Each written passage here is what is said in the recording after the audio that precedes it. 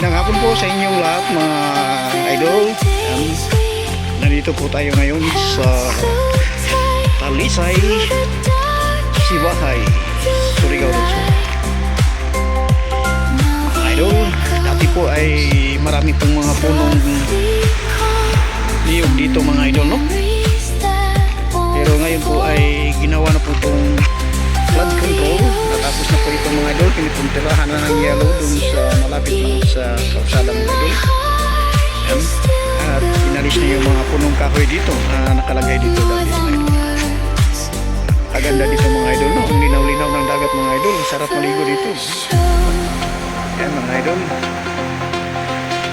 Sa tuwing naliligo kami ng dagat mga idol, dito kami naliligo mga idol. Yan. Yan po. Palubog na ang araw mga idol.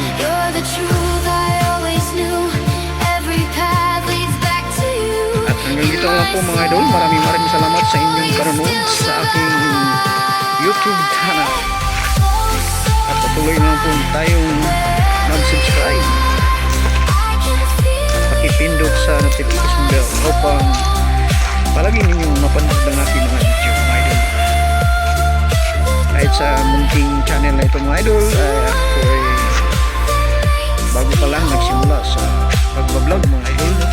Yan po mga idol, pakyat na po mga idol.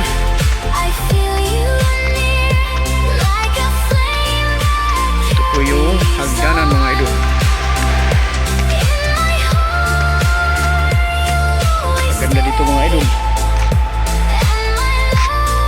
Ito yung kalsada papuntang Tandag mga idol. At dito naman banda papunta naman ito sa Surigao del Sur mga idol.